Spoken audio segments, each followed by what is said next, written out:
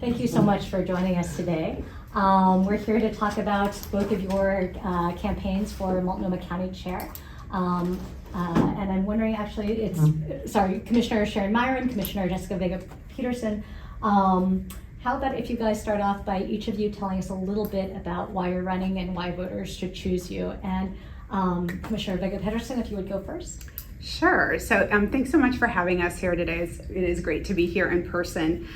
So I'm Jessica Vega Pederson, as you know. Well, I'll just start off by talking about where I'm from. So when my husband and I got married 17 years ago, we moved into a home in East Portland, and we have been there ever since. It is the same house, the same block, but this is a rapidly changing community. And it's made up of people who come from all over the world to live in that neighborhood. They're working to better our community, but oftentimes they're working just to keep their heads above water. So these are the people who were the frontline workers during COVID. These were the people who were fighting to get the attention and resources they needed. And when I ran for office the first time, it was about the underinvestment in East Portland. And community came together to support my campaign. They were just as mad as I was about the lack of sidewalks, the lack of investment. And we were able to win. We were able to get sidewalks and a whole lot more for the people of East Portland. And I have brought that power building approach to every single issue that I've tackled as an elected official. I have the experience, the record of accomplishment, and the coalition to meet this moment and to face the complex challenges that we're facing right now in Multnomah County. I have always brought people together to get big things done, and that is why I have the broadest and deepest coalition of any candidate in this race. Everybody from the Metropolitan Association of Realtors to Ask Me, who are the employees at Multnomah County, to groups like Latino Network Action Fund and Imagine Black, Sierra Club, just it goes on, including the building trades, Pro-Choice Oregon, East County Rising. They know and they understand that I am the best person to lead Multnomah County forward. So Sharon likes to say that electing me would be like electing 4 more years of the status quo. I am not and have never been part of the status quo. The work that I have done has been groundbreaking, first in the nation work, whether it is getting coal out of our energy mix or passing preschool for all, which is now a model for quality early education in this country. I have done this work as the chair of the Energy Environment Committee. I have done this work as a county commissioner.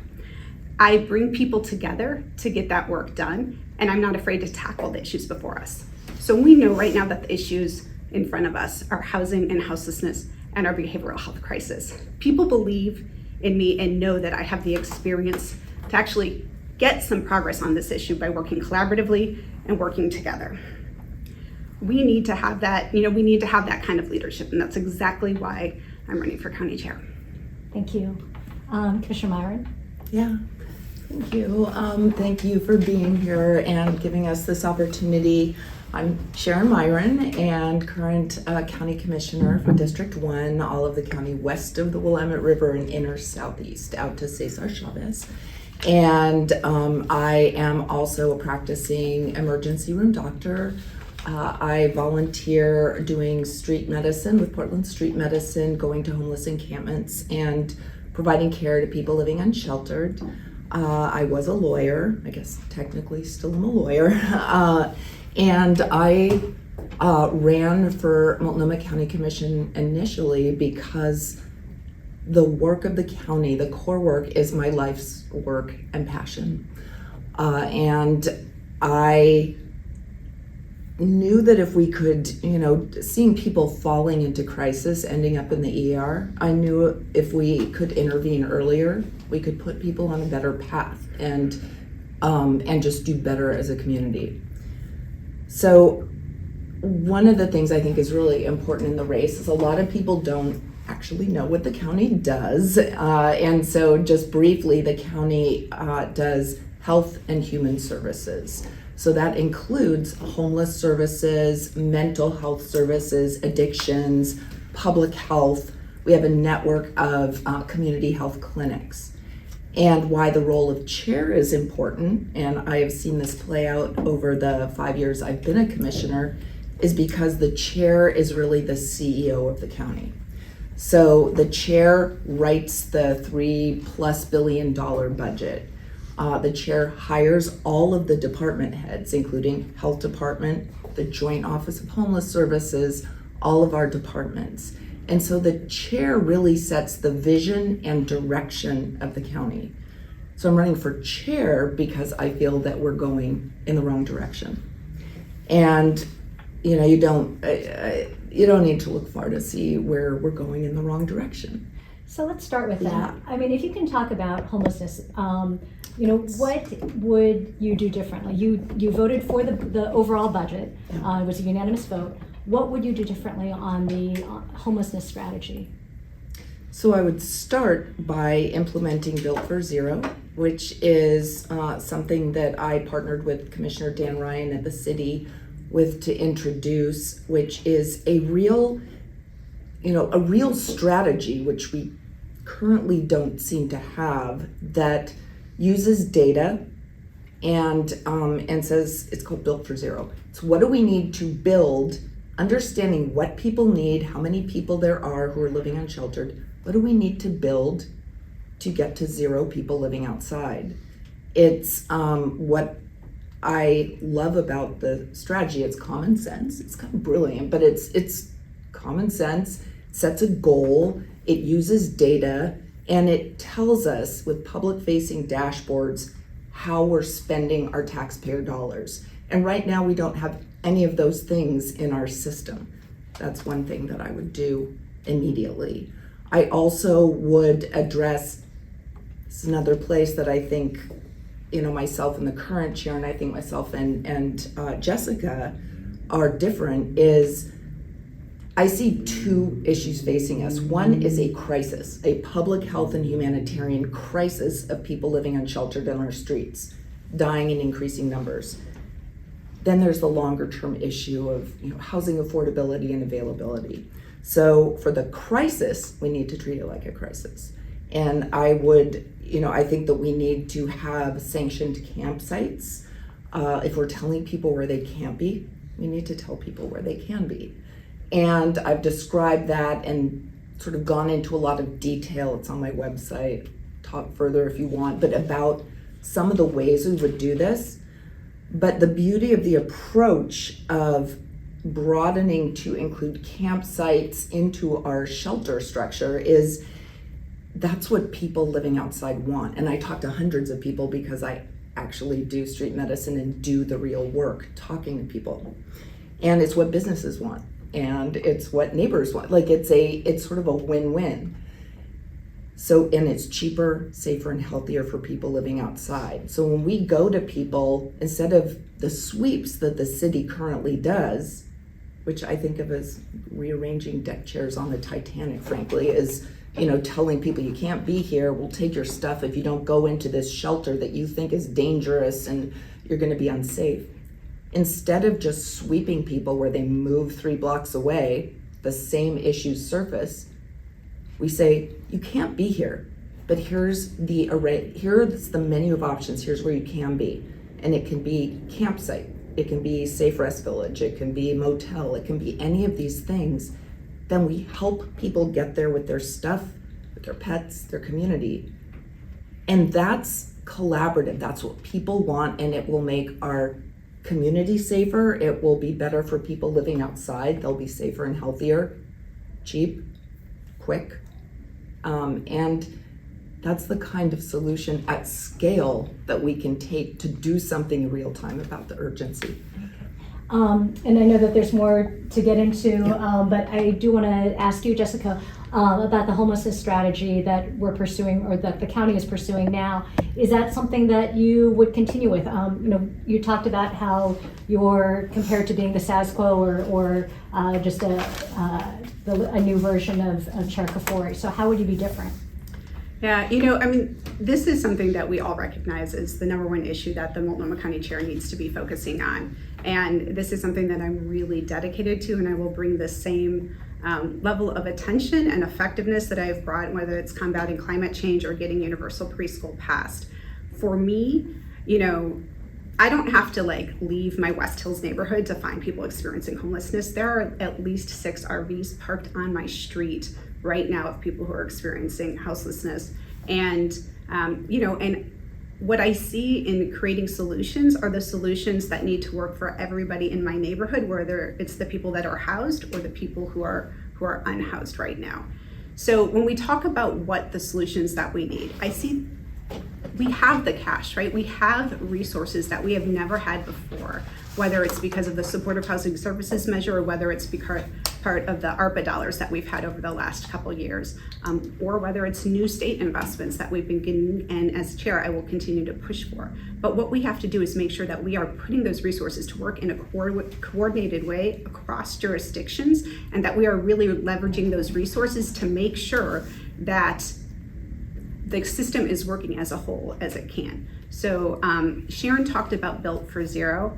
I'm like a former tech professional. I think Built for Zero, in terms of the data that it can provide and the information that it will give us in a view across the system, is fantastic. It is not a all-in-one solution for this problem. What it is about, communicating what we're doing and having eyes on what's actually happening out there. And I'm all for that. But that is just one tool that we need as we're addressing the whole system. So where we haven't been doing as well as we should is really working, with the city, with Metro, in partnership of addressing the issue, and not just the issue of that people don't have safe places to live off the streets. It's also the issue of, what are we doing to work together to address the trash, the crime, the rats that are seeing. That is something where there will be a big difference between me and the current chair. And that is where, again, my effectiveness and partnership will really come into play.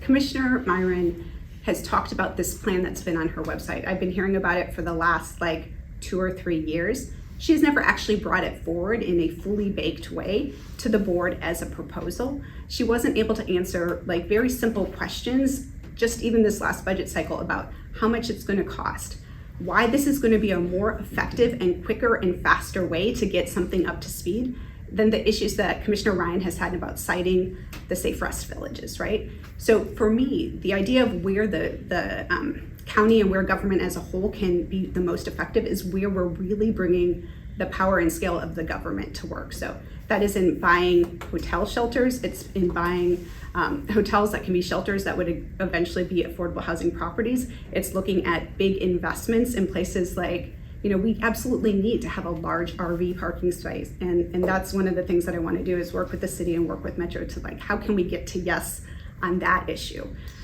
So there are a lot of those bigger things. One thing I will say is I think we have built enough congregate shelter settings. I was talking to somebody who had experienced homelessness who said, I would actually rather be in a jail bed overnight than be in a congregate shelter, because I would just feel safer and I would have a place of my own. So I think we really have to make sure that we're looking at what people need and what are going to get people to agree. As the city is saying, there are all these places now where people can't be camping, have really feasible, realistic places where they can go. So that is going to be a place where they can close the door, whether it is a hotel, whether it is a smaller shelter. It will be, these are the type of things that we need to be working together on, and that's really what I'm interested in. So if you're talking about buying motels as shelters, that is a huge expense for not very many rooms. And frankly, the county has not always done a great job of overseeing the contractors running those motels. So I guess my question is your message to voters that there will still be thousands of people camping unsanctioned on city streets? I mean, what is your response to, to people who want to know, is this just something we just have to live with? No, it's absolutely should not be something that we have to live with. But we also are not going to be successful in waiting, 3 years to get 300 people sited in a camping space like a safe rest village that hasn't come to fruition. So when I talk about the solutions that we need to be looking at include, yes, buying hotels or master leasing hotels, and of course making sure that our providers are being accountable, that we're providing the services and the oversight that people need to be safe in those places. that's a really important part of the chair, to set that vision and expectation, and that's absolutely something that I would do. But we also have to be working with our business community and looking at what is the potential of like commercial properties that could be turned into shelters or eventually affordable housing. I've already toured with some of the downtown building owners, like potential sites for that kind of thing. There are organizations and companies that are interested in buying hotels themselves and actually turning them into shelters and eventually affordable housing. There is a company that's been very successful in doing that in Southern Oregon after the fires. They want to do that with the property here. They don't necessarily need like the county to be paying for that. What they need is to say, can we have some of our supportive housing services, long-term rental vouchers to help make this work for people? So those are the kinds of like collaborative work that we need to be operating on all of those levels to be able to make a difference. But no, people should not, should not have to expect that nothing is going to change. We absolutely have to change people and what they're seeing and experiencing off the street. And the other thing I will add is that it's not just people who are living outside. I talked about the trash and rats and things like that, but we also have to be good partners with the city in the expectation that the illegal activity that is happening with some people who are living outside, that we want to make sure that that kind of behavior isn't tolerated, and those people are going to have to be accountable for those actions, whether that is like rampant drug sales, whether that is like rampant chop shots that are happening. Those are the kind of things which I don't think you hear the current chair talking about, but those are things that we know we want to see. And we want to have that expectation for people so that it won't just be anything goes. That, as we are building the system, as we are moving people into shelter or housing off the street, we also have an expectation that illegal behavior isn't going to be tolerated. I have a quick follow-up on your criticism of Commissioner Meieran for having an idea but not bringing it forward up until for any action or for any vote. Yeah. Have you brought anything forward that has come to a vote or has seen action on the homelessness front in your town? Yeah, I've brought many budget amendments forward about to get additional staff for the Joint Office of Homeless Services. In fact, this last budget session, I put something forward that actually will assign a staff to have a community liaison position to actually be interacting with neighborhoods, because what I've heard from folks, whether it's in Southwest Portland or whether it's in Lens or whether it's in my district, my neighborhood of Hazelwood, is that they are having a really hard time finding somebody to talk with at the joint office, somebody who's really understanding and listening to their concerns. So I'm like, we need to fund a position, because there's so much going on, so much that the joint office is trying to do, that we're going to have somebody who's dedicated to really having that role. So that's one of the things that I've done. I've also done other work in terms of budget amendments that are actually about providing dollars so that there are employment and workforce opportunities for people who are experiencing homelessness, to try to help make that bridge into employment, and having dollars dedicated to those. So because we have to be looking at the housing piece of it, but we also have to be looking at the drug treatment piece of it. We have to be looking at the employment and education and even childcare pieces of it too.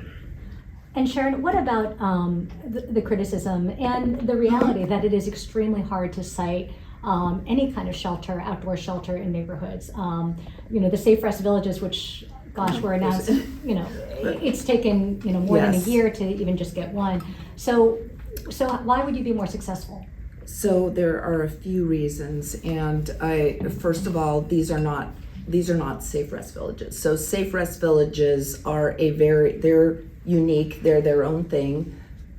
And I had, even when they were first coming out, I was pointing out, yes, we need these because we need an ecosystem of shelters, but they are not a solution. Even if you built all of them and they were staffed, you would serve 300 people of all the people living unsheltered. That is a drop in the bucket. And they are hard to cite because they're like a city block, and they need to meet zoning requirements, and they have to be on a level plane, and they need water hookup, and they need all of these different things because they are very structured and they are large.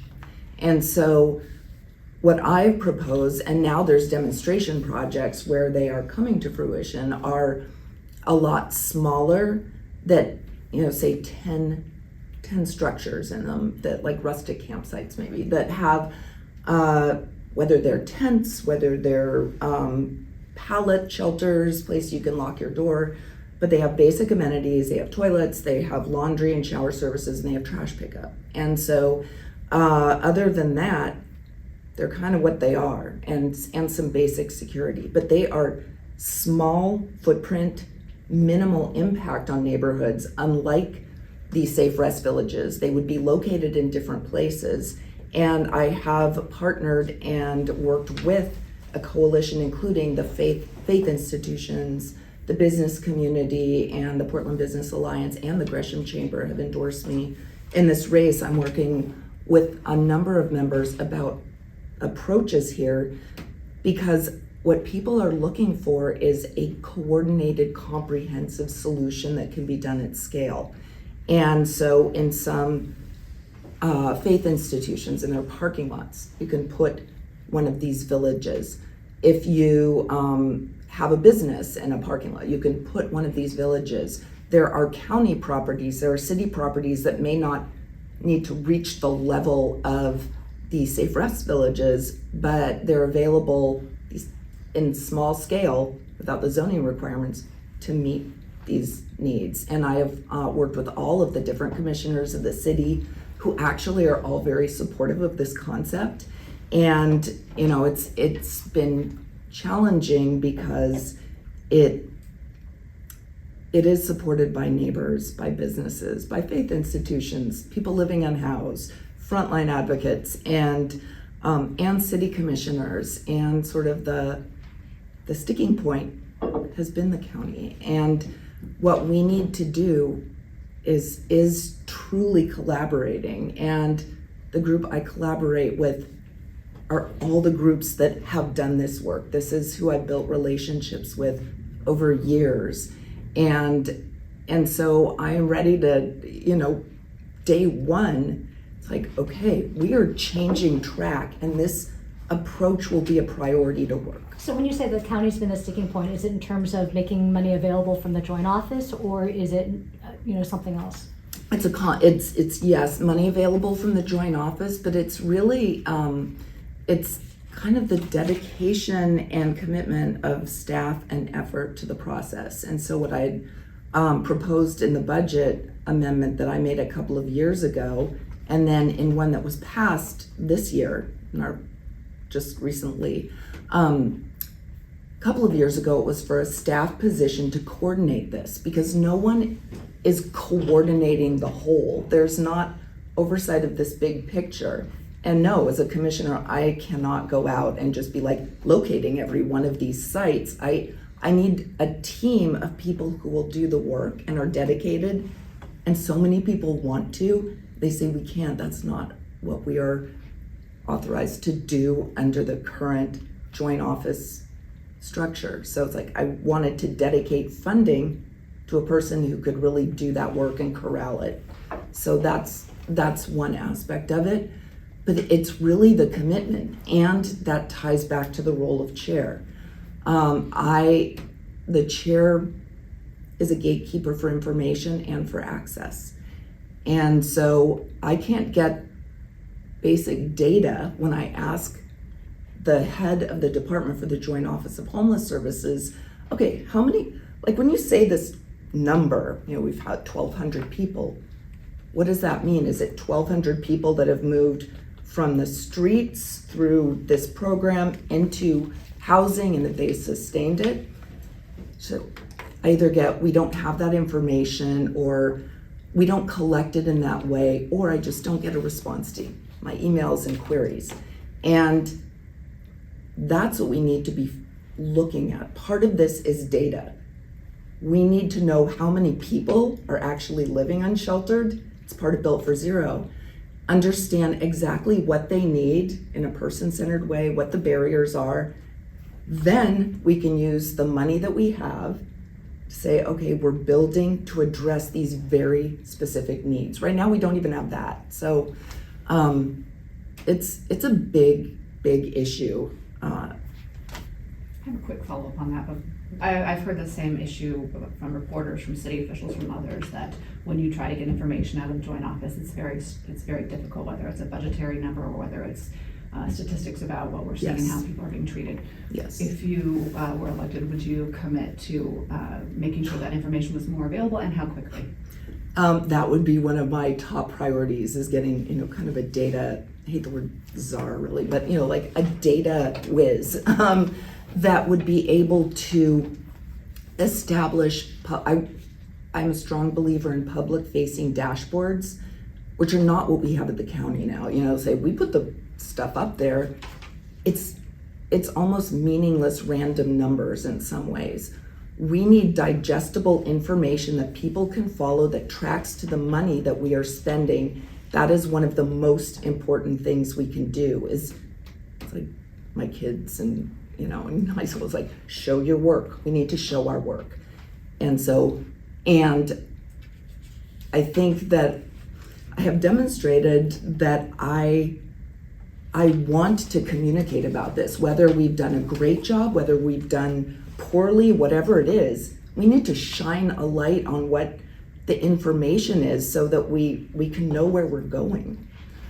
Same question to you in terms of just a commitment. If you were elected to chair, would you make a commitment to make this information more available, and how quickly? Yeah, I just want to address one thing from Sharon's response, is that one of the big reasons for things didn't go forward is she couldn't answer basic questions about how much is this going to cost? How is it different than the alternative shelter, millions of dollars that we already have in the current budget? And how does this actually reach scale? Because she's talking about a bunch of very small shelters that you would literally need hundreds and hundreds of to address all of the people that are currently living outside.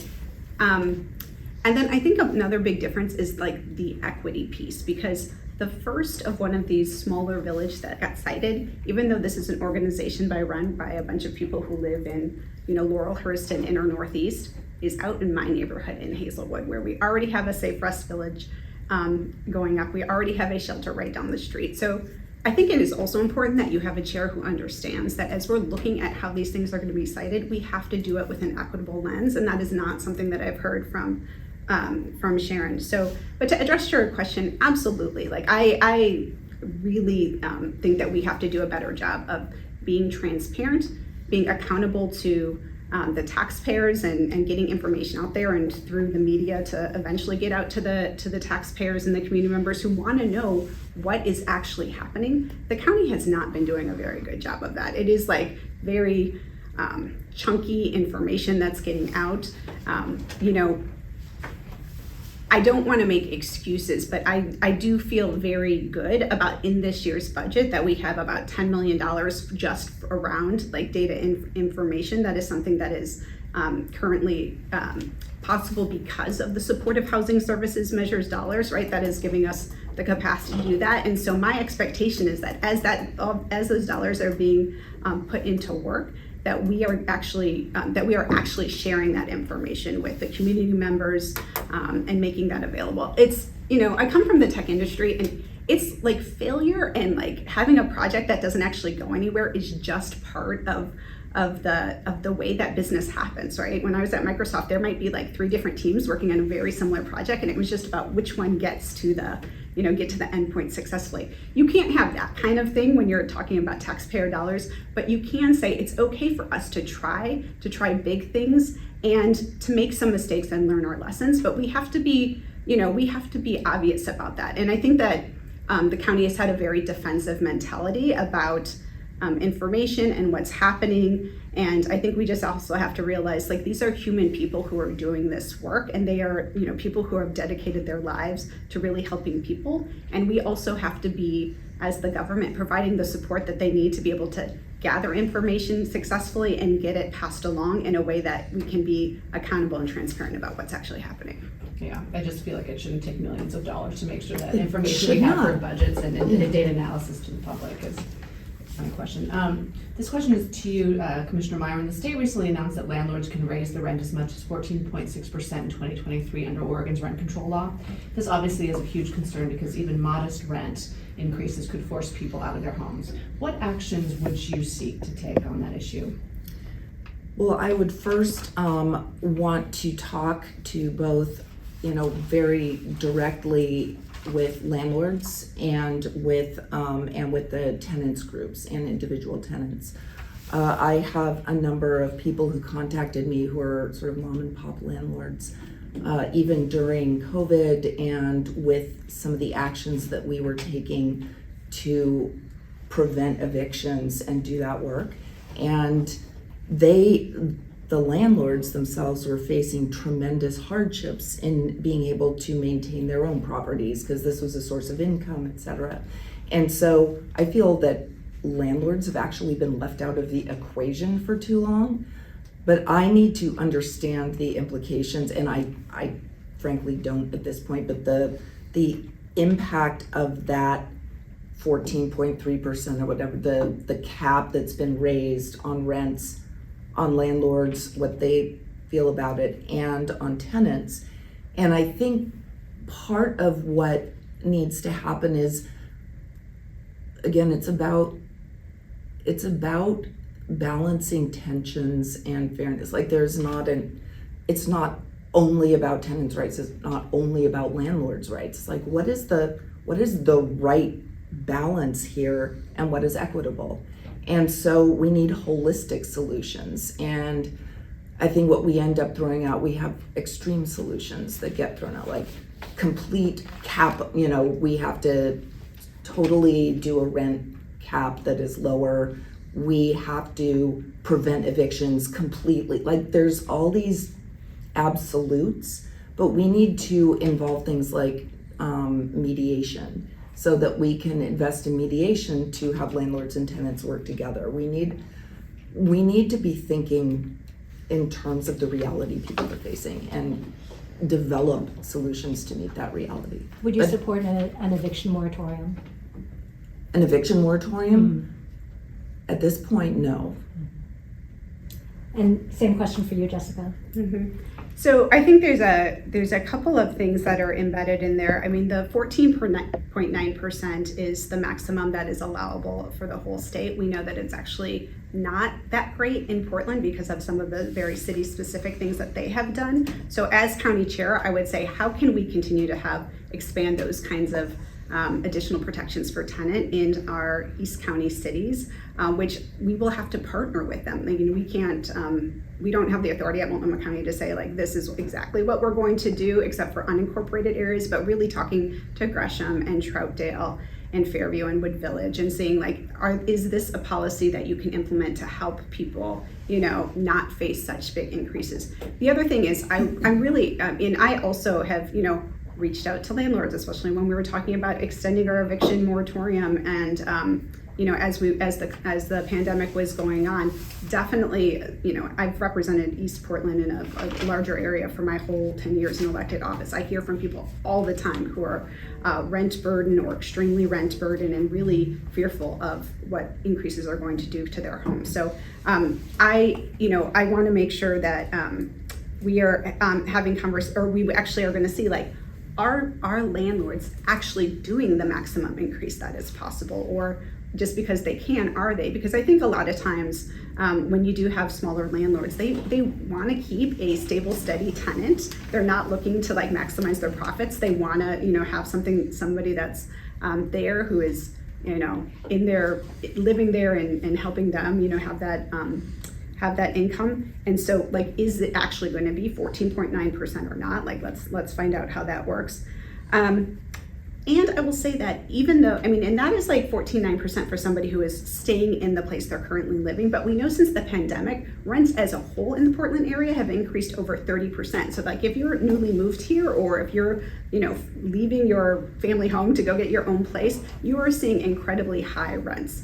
And so I think that, we have to be looking at how we can provide assistance to people. Right now there's a ballot measure out there that's looking at universal legal representation. That's about $15 million is what they're hoping to raise. I don't approve of the mechanism that they're using to do that, but $15 million isn't like an unfathomable amount of money. That's actually something that I think working, again, if like the city and the county can work together and ask for additional dollars from the state for a program that hopefully would be statewide, like we might be able to take a good stab at getting at least part of that money filled. So again, the relationships that I have of working state and locally are going to really be effective in those kinds of situations. But looking at just that 30% as well as the 14.9% increase, it goes back to the question of housing stock. It goes back to the question of we just do not have enough places to live here in the Portland metro area or here in the state as a whole. I'm really excited about some of the progress that is going to be made in the legislative session, I hope, about the changes that the Housing Services Bureau and the DC, I always get the acronym wrong, but the Department of Land and Conservation is looking at in terms of changing, like, what is our buildable land and what are we using as the basis to consider what needs to be built, or what's the expectation of that would need to be built and how much land do we need for that, as well as directing local governments and cities to come up with a plan to actually build that amount of housing. So that is the right step. We have to be doing everything we can to make that happen, and we have to be working quickly at the local level to make sure that we are building additional stock. And so, I've talked to developers out in the Gateway area who they have built successfully affordable housing for folks without a dime of public money.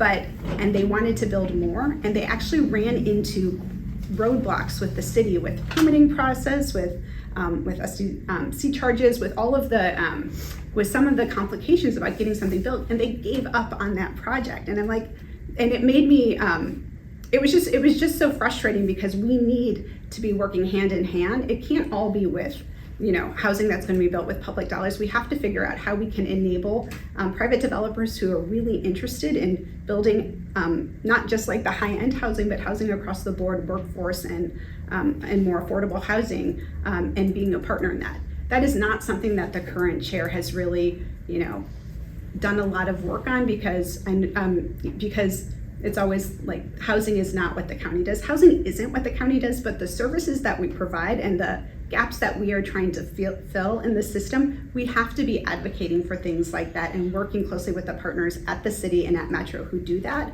And again, I'm not afraid to use my voice or the soapbox that I would have as county chair to really be advocating and finding solutions across the board on those kinds of things.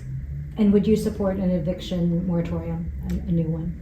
Not right now. I mean, interest rates are continuing to rise. We are looking at, potential of a recession happening in the next couple of years. I'm very concerned about the number of people who are behind on their rent right now. I know I talked to somebody at Home Forward, and at one point, this was a few months ago, they were very concerned about the amount of debt that they had on their books from people who hadn't been paying their rent. Luckily, the federal government stepped in and actually delivered, millions of dollars to help with that backlog. But that was Home Forward. What are we seeing with our private landlords and everything? So I would really keep an eye on what the numbers are telling us in terms of evictions and what's happening there. And then especially over, if we are going to be entering a recession in the next couple of years, definitely keep that as an option open.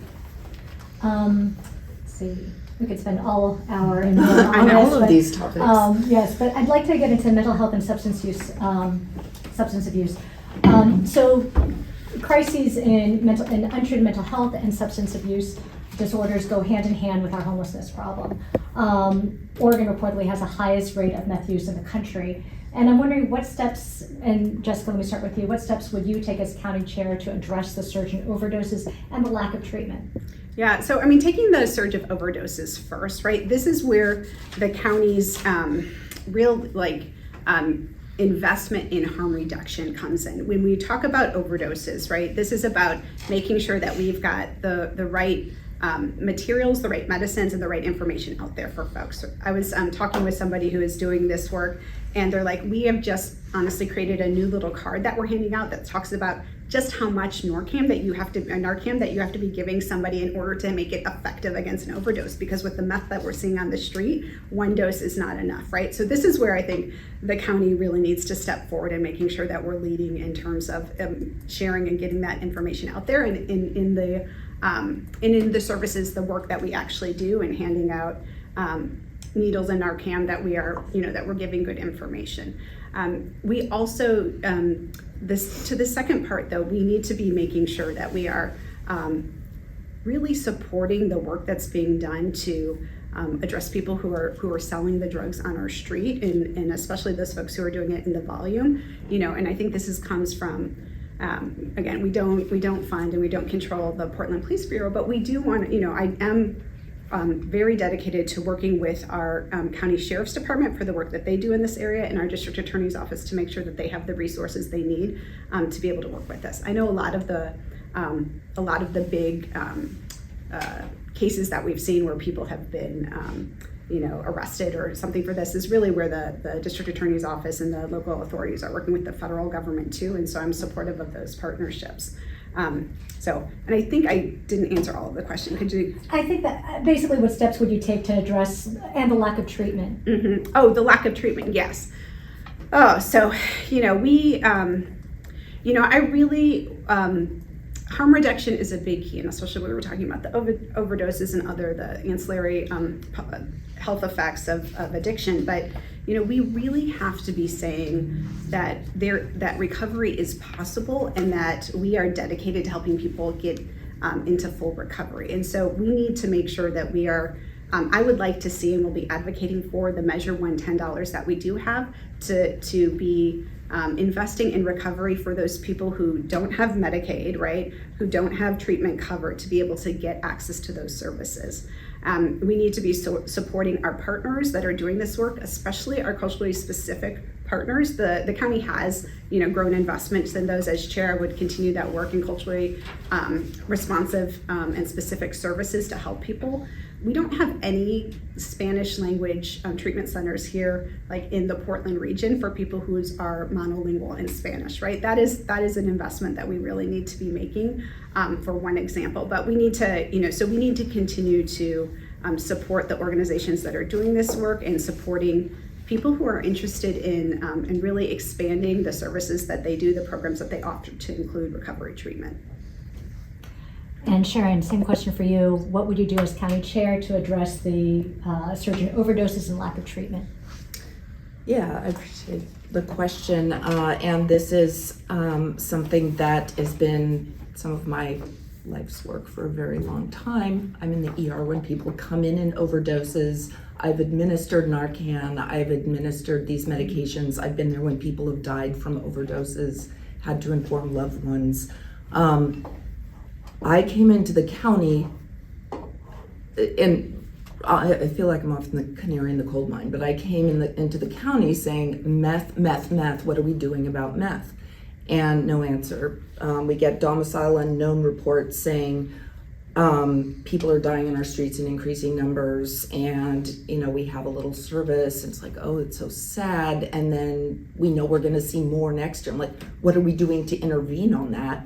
And I propose to the chair, and in our conversations around budgets, having a meth czar, bringing in experts who actually understand meth, because we don't have anyone at the county or the local mental health department, and we don't have anyone addressing methamphetamine, which is a new, worse form of meth than it's been ever in the past.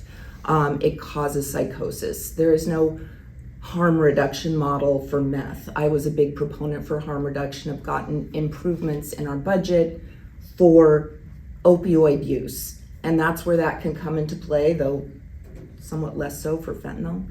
Methamphetamine is a whole different animal, and it causes aggressive behavior, it causes psychosis, it causes criminal behaviors. It's one of the main factors in kids being in foster care system, and we need to get a handle on it. Like, we're way behind the 8 ball. And so I've been working, I partner with OHSU and with our CCOs and with our healthcare systems to talk about what real solutions can be.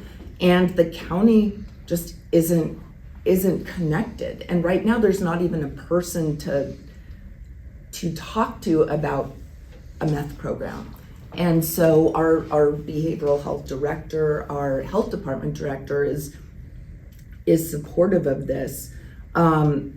But we need to have this put into play, and like dedication and commitment from the chair's office to really address this head on. And we don't elevate it. I do, but others don't at the county. When we talk about unsheltered homelessness, I mean, 80% of people or more probably have either mental health issue or substance use disorder or a combination of the two.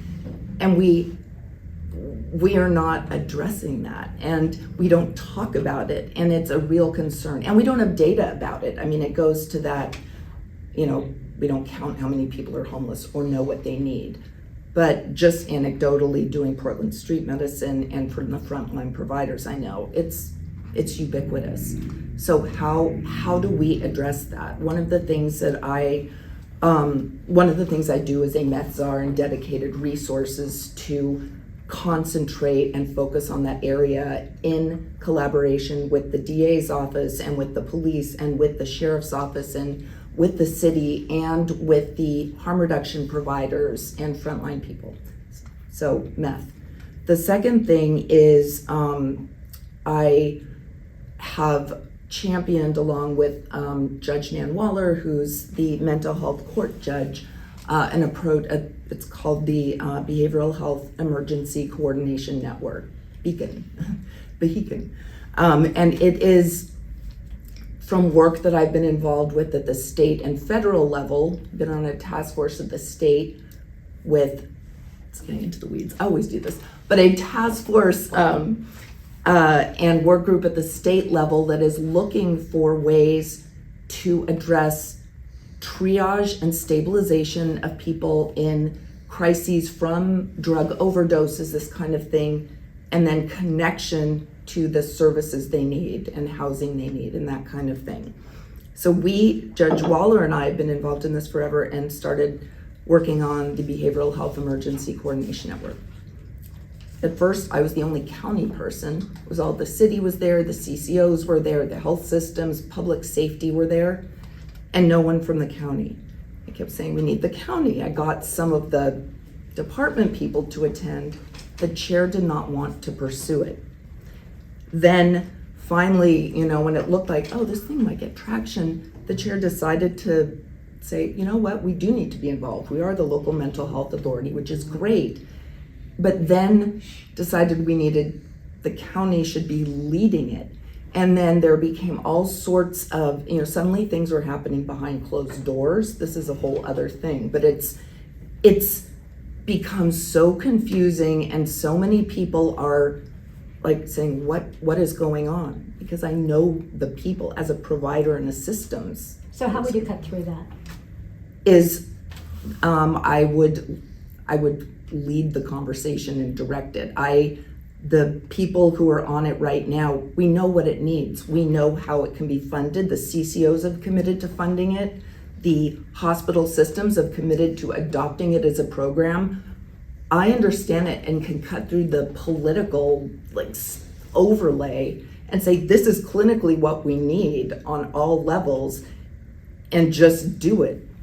And we can. There is so much to do for it right now, and it has been stalled and delayed because the chair's office, frankly, it's the chair's office and the mayor's, I don't know what happens, because I've asked to be involved in some of the meetings and have been refused. So I would actually do the work, get it done, and move forward. This is what we need.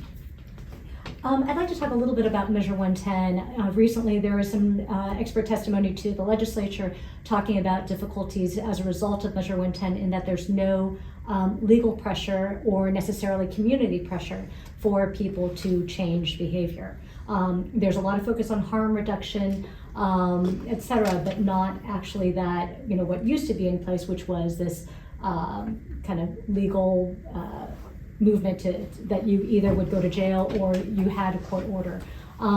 So starting with you, I guess, Sharon, yeah. What would you seek to change? Would you seek to change anything about Measure 110? Go to the legislature and encourage them to change it? Yes. No, I would absolutely seek to change many aspects of Measure 110. It was implemented without any plan for how it would be implemented, or the resources there in the counties to be able to provide the services and supports that are needed, and without any any teeth really to ensure people do get into treatment services, that get into recovery, that do this work. And so what I believe, and then on top of that, that could have been remedied if the Oregon Health Authority, behavioral health, in charge of it, actually took ownership and had a functional system working to implement. They didn't, and what we have is just really a crisis at this point. So Portugal has a model, and former opponent in this race and friend and county commissioner Lori Stegman had been a really strong proponent of the Portugal model, which is that you decriminalize drugs because it is an illness. It's a physical, relapsing, chronic medical illness. But you have there's an administrative panel that can direct consequences if people are engaging in the negative behaviors associated with drug use. So that can range from treatment, you have to go into treatment. It can range from having to pay a fine, it can be community service. But right now we have essentially nothing. And we've seen how that's played out. So there are things we can do, and at the county, we could spearhead and lead and bring the state along with us. And so I guess in terms of changes you'd want the legislature, I mean, would it be having more of court oversight, like making, somehow it would be, increasing that? It would be really supporting the sort of the consequences element of the work. So it would be having an administrative system in place to say to the counties, yes, here's what you need to have, and then allowing for that kind of mandated treatment. And how about you, Jessica? What changes would you advocate for in terms of Measure 110, if any? Yeah, I mean, and I talked about this a little bit in a previous answer, but I was also, really interested in the testimony that was given during legislative days this week around this issue, and just the fact that, the citations that are given out have not, had the results of actually having calls to the hotline, or actually people, seeking treatment in the numbers that we need. I think there were like over 3,000 citations, or maybe 2,000 citations, but like only a bare 100 of folks that were following up. So that piece of Measure 110 is not working as intended. That's very true. I am very hopeful that the intention of making sure that we are not having disparities, racial disparities, because of how drug policy has been acted. Those are, and I think the data will tell us if that is working or not, because that was one of the big reasons that Measure 110 went forward, and I still think that's a very important and laudable goal. But I do, it's not a surprise that the frustration and kind of the backwardness of how Measure 110 was implemented, where the decriminalization happened, and then it wasn't until months and months later that the dollars that were collected through the tax actually were starting to be put out into the community and out into organizations. And I will, I compare it to, that was a really bad way of putting this policy into action, and it is the exact opposite of what we did with Preschool for All, where when we were planning this program, when we knew how, what we needed to build and what we were actually putting this tax in place for, we purposely said we are gonna, the taxes are gonna start getting collected on January 1st of 2021, but we are going to build the system over 18 months and have children enter preschool just this fall to make sure that we've got the system ready to take it. And I think that is the model that should have happened with Measure 110. Now, you can't put a genie back in the bottle, so you can't go back and do it, but I do think that we have to really make sure that the way that the investments are being made, and as I talked before, like, we're doing great on harm reduction investments. We also need to make sure that those that the recovery and addiction services are also being part of the dollars. And as Multnomah County Chair, I'd also want to make sure that there is coordination happening, and that OHA is giving the assistance and the dedication of staff support to the committee to make sure that there's coordination of how these investments are being made and what goals they are trying to reach, right? And that is one of the things that I am very concerned about with the dollars that are going out the door, is that they are finally going out the door, which is great. But what is actually the overall impact of all of these dollars that are being spent, and what are the outcomes that we're seeing in terms of the goals of lowering our rates of addiction and helping people through those dollars. So that's what I would focus on as chair. Can I? Actually, you know what? We're actually over time, but I do want to ask both of you one last question. Jessica, let me ask you, Preschool for All, we've talked about a lot of, but the director recently said that the program aims to add only about 580 slots a year. And at that rate, it's only going to be providing 2,900 tuition-free slots by 2026. That's less than half than what the Preschool for All plan laid out in July or June of 2020. At the same time, by that point, it will have collected more than $500 million in tax dollars. What went wrong, and how would you get it back on track? So I saw that and I'm like, this makes no sense. I don't know why she would say that. And so I had a conversation about the director, and she's like, that was not my intention at all. We are not only going to be increasing 500 slots per year for the next 6 years. I mean, we know that we have to be building this program and increasing the capacity, both in terms of facilities and the workforce. And frankly, because of the pandemic, we're over 300 childcare providers down than when even we started this program and bringing this program together at the beginning of 2020. But that's not correct. We are still continuing to have the goals that we originally talked about in terms of reaching full universality in 10 years and reaching our priority populations over the next 6 years. It's going to take a lot of work, and my hope is that we have additional federal support and state support to make sure that we are getting there. But we are working really hard right now in having beating our estimate of 500 students to have 687 students actually start at 45 different providers all across the county, and that is knowing that we are down childcare providers. But this is a pilot year where we are learning the lessons of working with the providers. We are continuing our Pathways program so that those providers across the board, whether it's schools or center-based providers or licensed home-based providers, can take part in the Preschool for All program. So the Pathways program is getting them ready to have the quality expectations and some of the other components of Preschool for All. We are continuing that program to bring more and more providers on board. So I disagree with that number, and I think it was a mixed characterization of something that she said. I don't know exactly where that. So you're still looking at 7,000 by 2026? Yes. Okay. And Sharon, a question for you. And you have touched on this a little bit, but why do you feel like you would be more effective as chair than you have been as a commissioner in terms of pursuing and getting support for a lot of the ideas that you've had? Yeah, so first of all, I have been, even despite pushback from the current chair, I've been very effective in getting a number of things accomplished, including passage of Built for Zero, getting Beacon along the path, getting an alternative shelter network of providers together and supporting that.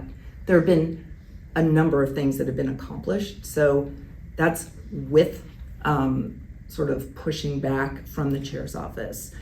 And so I will be successful because without the pushback and in the role of chair as the CEO, overseeing the budget, saying where the money goes, the department heads who will be acting with me to be making the policy decisions and enforcing those and working in their teams, plus being the gatekeeper of data and having access to that so that I can actually see what's going on, behind the curtain, as they say, that those elements will allow first of all, a functionality at the county that is currently, I think, lacking. And second of all, will allow me to exercise the role of chair and move forward policies that make sense in collaboration with the city and Metro and the state and all of our partners.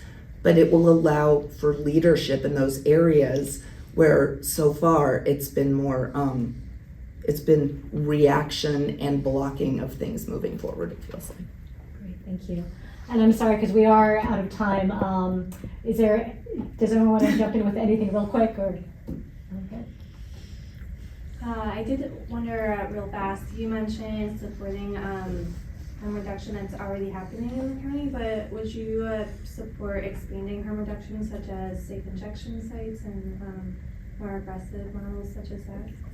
I would be very interested in investigating safe injection sites and seeing exactly how they work. I mean, I would love to go up to Vancouver and to see what they're doing, or look at New York and seeing what they're doing. But that's a really big step for Multnomah County, so that is something that I would really want to look into and learn more about.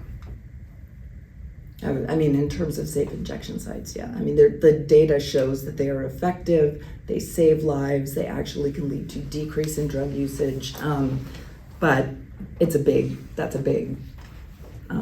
issue that just might not be ready. But Great. Well, thank you so much. I really appreciate your time today.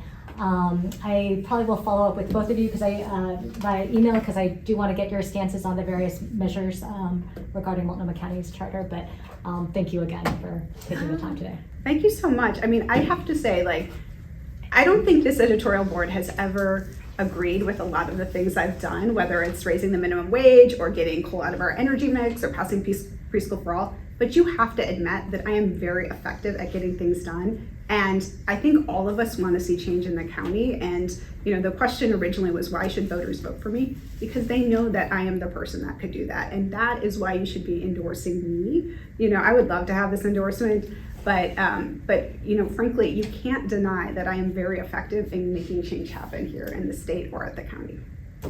so I wasn't, just in response to that, since that was said, that I was very proud to have earned your endorsement in the primary. The issues remain the same, and they are in fact getting worse. We need to be doing something very differently, and I would say in the core work of the county and my accomplishments there, I have done a tremendous amount.